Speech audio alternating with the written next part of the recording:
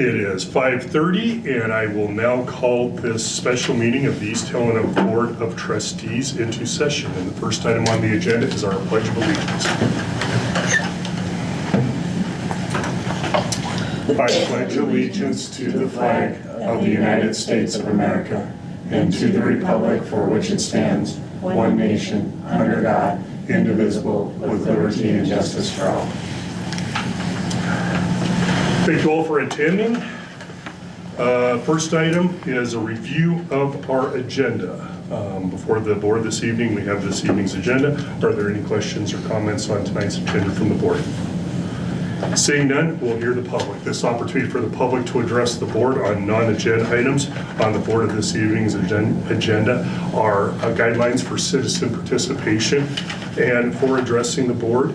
And so at this point in time, I would entertain any member of the public that wishes to do so to go ahead and address the board on non-agenda items. Okay. Seeing none, we will now move on to old business. And first item on our old business is late non-resident student application reconsideration. If you bear with me for a moment.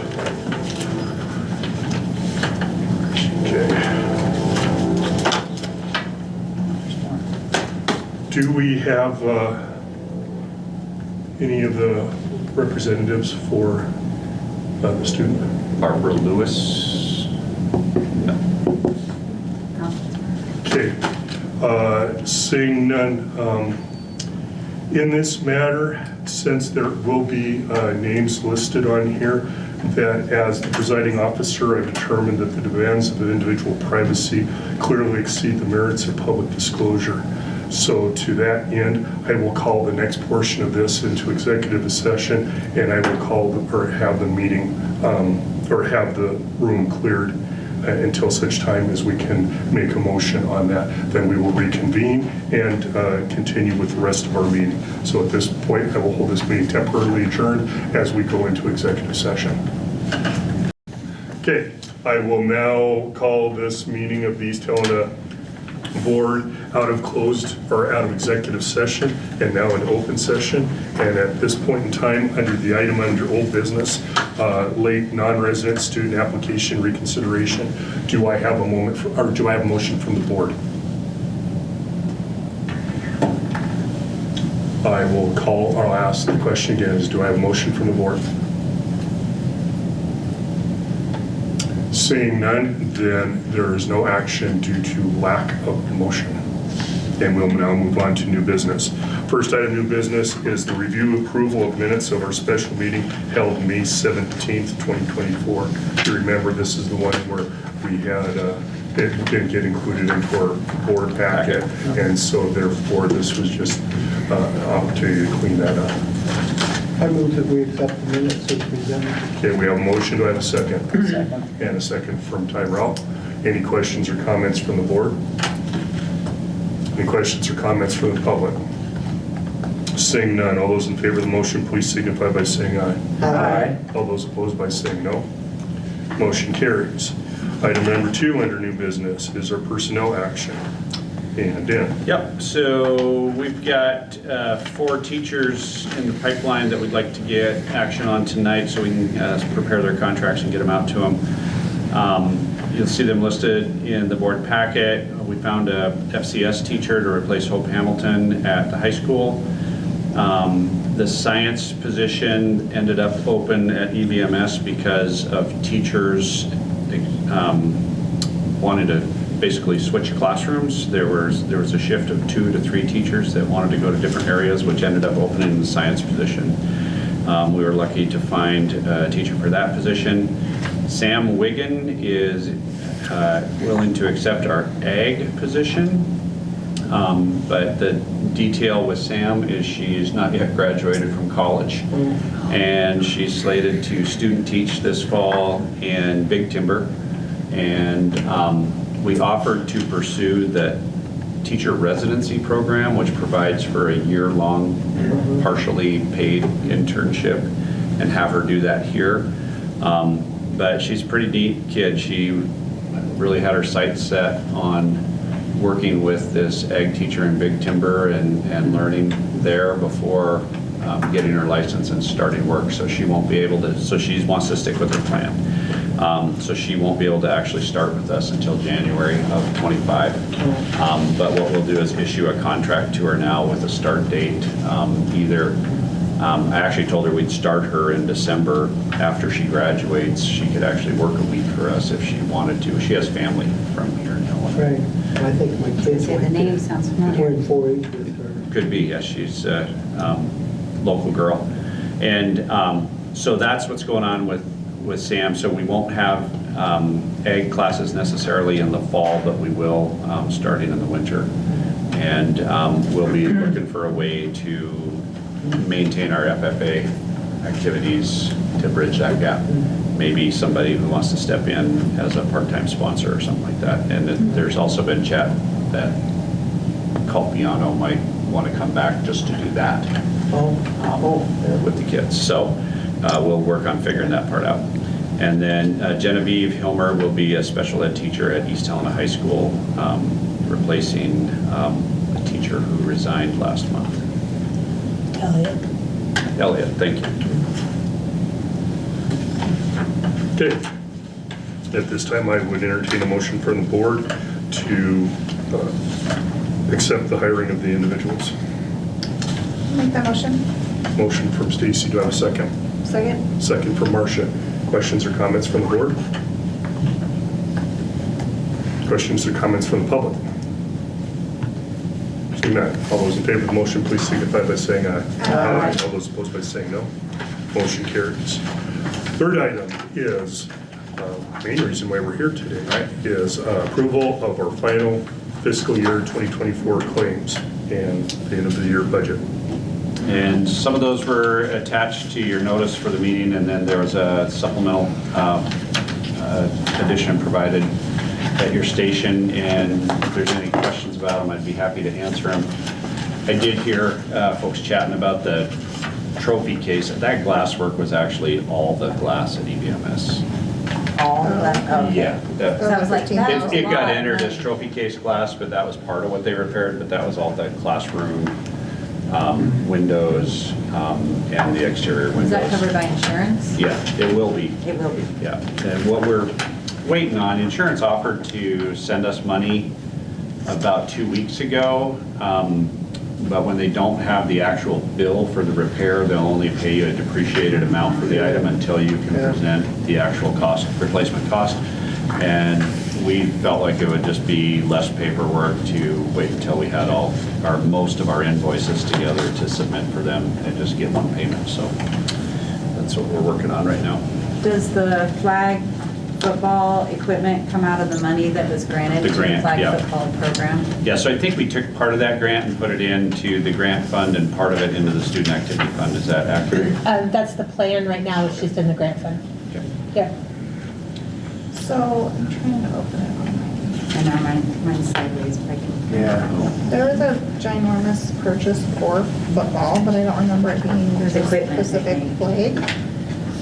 No, it was It was actually like- football. Yeah, I think it was like I looked it up, it was 18,000. Like uniforms. I want to say it was uniforms. When I looked up the And it could be BSN helmet sports. reconditioning would be the other big expense we have annually with football. Okay, so I guess my question is we seem to spend so much at the beginning of the year with athletics, and then when you start hitting the winter sports, they're all asked to pay for part of their uniforms. Oh, yeah, that's true. So I'm curious when that kind of like evens out.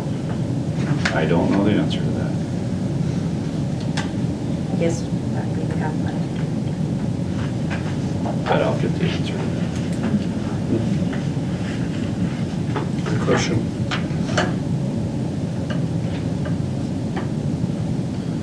Speaking of claims, I noticed we didn't have the new engine yet. Has that bill come to roost, or is that, It should be in here. what is it? I saw I Starburst. approved it today. Maybe it didn't make that final list, Jill. Is she actually paying it, or are we still waiting for the invoice? The requisition was entered, but no, we don't have the bill yet. Yeah, it so wouldn't be on this list. she won't process it as a claim until she has the invoice to pay it, Okay. but it's encumbered in there for this year, but she'll just have to wait. There's a couple that are in there like that. We have almost $100,000 from health insurance, from the stop loss. Another one, that'll come out of our health insurance fund, but that's another one we can't For pay the until Google they bus? invoice it. Doing an in-frame rebuild on that. Is that a Detroit? I don't know. It sounded like it, I think it was. Yeah, the story on it is, according to the mechanic who's doing it, who did the one from Boulder a year and a half ago, because those buses were the same vintage and came from the same place, was that whoever did the previous rebuild did not assemble the intake tube properly. Oh, And so the buses were sucking Sucking dirt. dirt in from the axle after the air filter and ruined the rings. Yep, that'll do it. Simple as that. I've seen it happen. Did we buy a Ranger for the athletic field? Yes, a used side-by-side. It'd What's be happening used, to the other one? what's that? What's happening to the other one? The other one is being used more for maintenance, but this one is coming, we bought it with a plow setup, because one of the issues that we're having is snow removal when we have weekend events. And so, and the other one is a diesel that doesn't, it's a carbureted diesel that doesn't like to start when it's really Is that a cold, even when it's Bobcat? plugged in. No, it's that Coyote that we bought from. Oh, from Hill. Right, so Oh, we use that for a lot of things, and it's, That's not the tool cat, is it? no. Okay. No, it's a, That's not a the problem. Coyote's like a, it's a dump bed side by side. Okay. We got from Hill Alfred's. Farm Supply. And we use it a lot in the summer, and then we do use it in the fall to plow the turf field if we need to plow the field, which we didn't last fall. And Steve says it's really the only thing torquey enough to push that plow slow Yeah, enough to they not do. tear up the grass, so. But the Polaris we're getting pretty inexpensive for a fairly low, it's like an 08, so it's not very new, but it's reconditioned, it's coming from the Different Strokes guys down in Manhattan. And we had it equipped with winch and plow so that we have something that we can use on the weekends to do snow removal of the walkways around the high school in the wintertime, so that's part of it. How many Yukons do we own? One. Takes 5 condensers? So when that bill comes in, it gets cost allocated to all 5 schools. We're required to do that with most of our expenses, so it's only got 1 condenser, but that's a fifth of it. Learned something new today, Yeah, which is what I wondered about the Grizzly diesel stuff all the time. I'm like, what? yeah. Yeah, it's caught me off guard a couple Yeah, times. all those kind of repairs, when you see it entered multiple times like that, is because it's, Divided up between the 5 schools. Okay. Cool.